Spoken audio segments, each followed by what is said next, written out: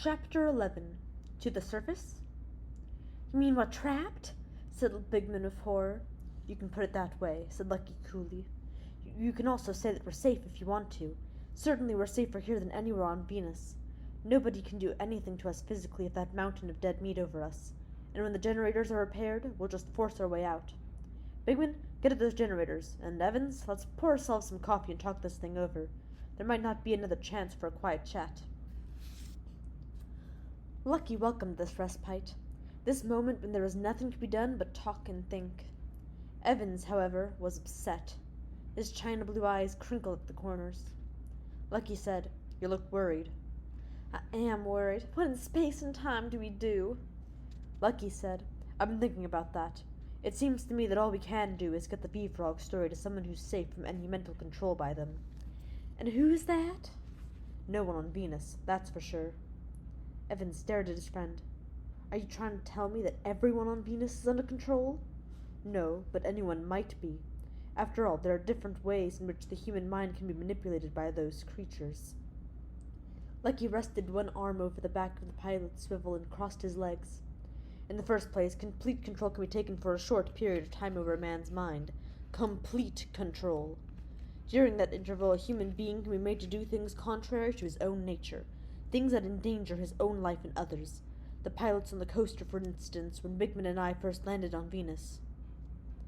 Evans said grimly, "That type of thing hasn't been my trouble." "I know. That's what Morris failed to realize. He was sure you weren't under control simply because you showed no signs of amnesia. But there's a second type of control that you suffered from. It's less intense, so a person retains his memory. However, just because it's less intense, a person cannot be forced to do anything against his own nature. You couldn't be forced to commit suicide, for instance. Still, the power lasts longer. Days rather than hours. The V-Frogs make up in time what they lose in intensity. Well, there must still be a third kind of control." "And that is?" "A control that is still less intense than the second type. A control that is so mild the victim isn't even aware of it, yet strong enough so the victim's mind can be rifled and picked of its information. For instance, there's Lyman Turner." "The chief engineer on Aphrodite?" "That's right. He's a case in point. Can't you see that? Consider that there was a man at the dome lock yesterday who sat there with a lever in his hand, endangering the whole city, yet he was so tightly protected all around, so netted about with alarms, that nobody could approach him without warning until Beckman forced the passage through the ventilator shaft. Isn't that odd?" "No. Why is that odd?" "The man had only been on the job a matter of months. He wasn't even a real engineer. His work was more like that of a clerk or an office boy. Where did he get the information to protect himself so?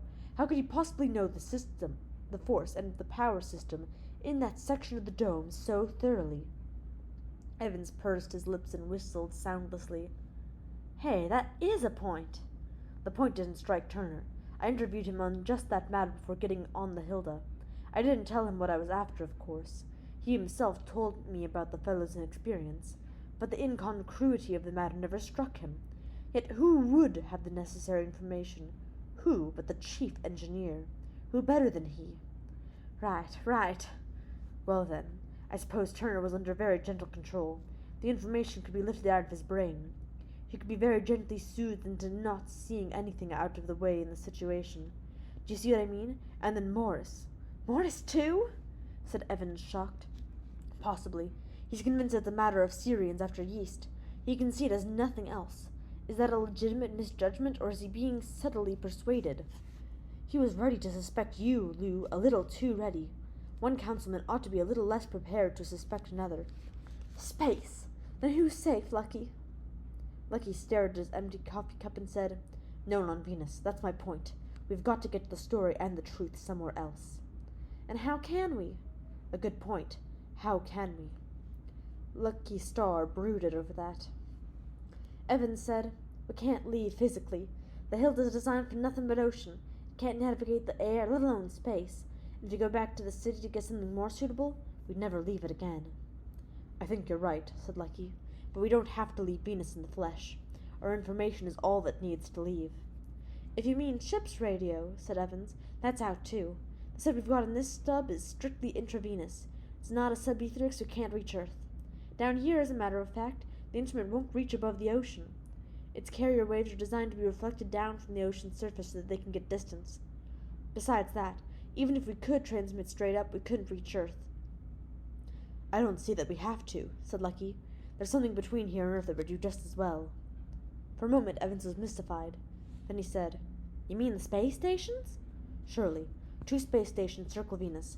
Earth may be anywhere from 30 to 50 million miles away, but the stations may be as close as 2,000 miles to this point.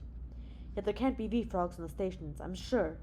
Morris said they disliked free oxygen, and one could scarcely rig up special carbon dioxide chambers for V-frogs, considering the economy for which space stations must be run. Now, if we could get a message out to the stations for relay to central headquarters on Earth, we'd have it. That's it, Lucky, said Evans excitedly. It's our way out. The mental powers can't possibly reach 2,000 miles across space to... But then his face turned glum once more. No, it won't do. The subspaceship radio still can't reach past the ocean's surface.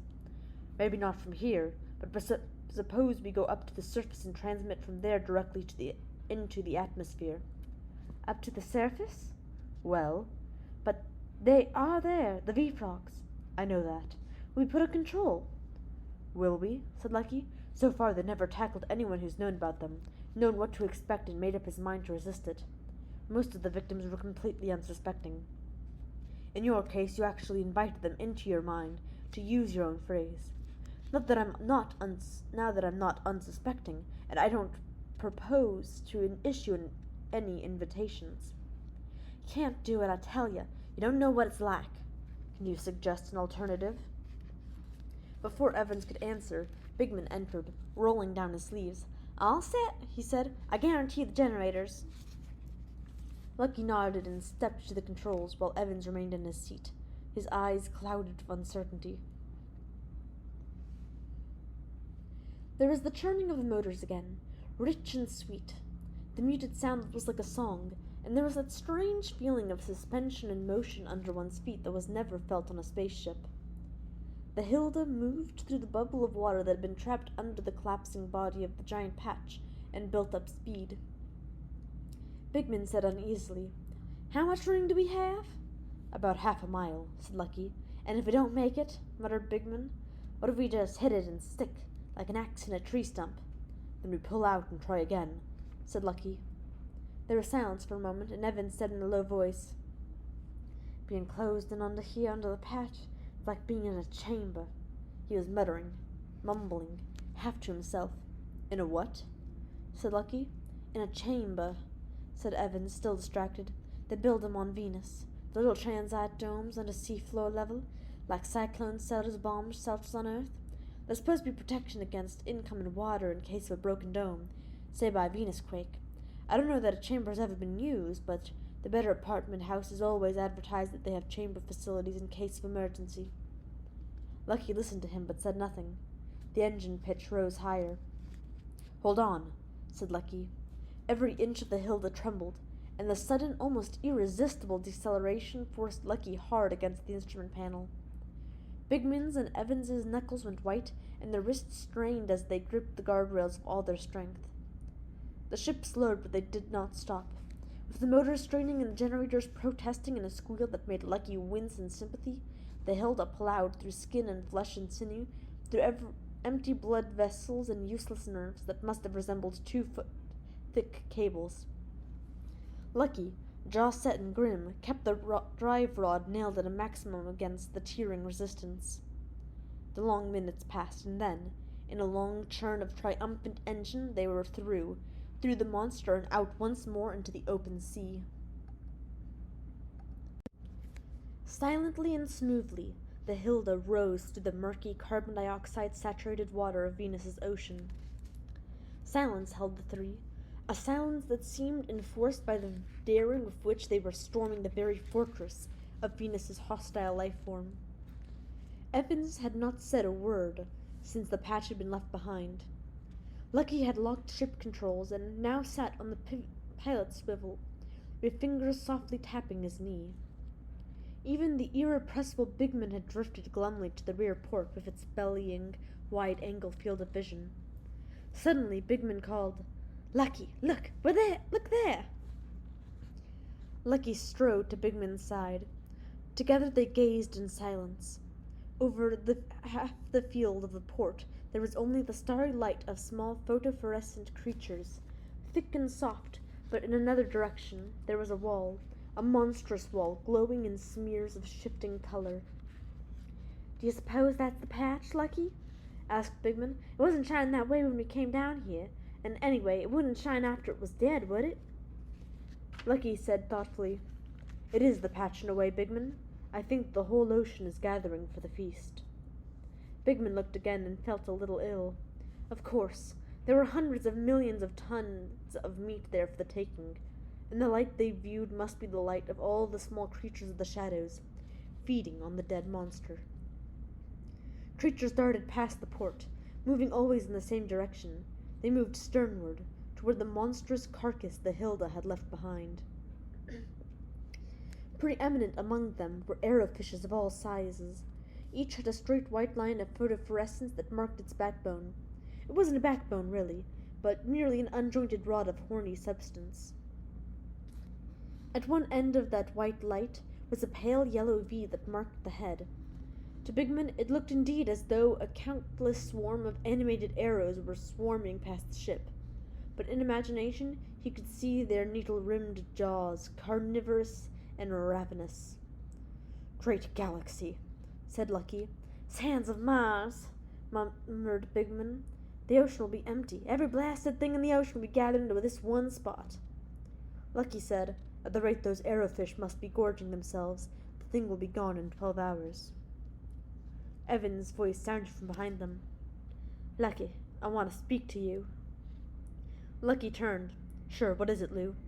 "When you first suggested going to the surface, you asked if I could propose an alternative." "I know, you didn't answer." "I can answer now. I'm holding it, in fact. And the answer is that we're going back to the city." Bigman called, "Hey, what's the idea?" Lucky had no need to ask that question. His nostrils flared, and inwardly he raged himself for those minutes he had spent at the porthole, when all his heart, mind, and soul had been concentrated on the business at hand. For in Evan's clenched fist, as it lifted from his side, was Lucky's own blaster, and in Evan's narrowed eyes there was hard determination. "We're going back to the city," repeated Evans.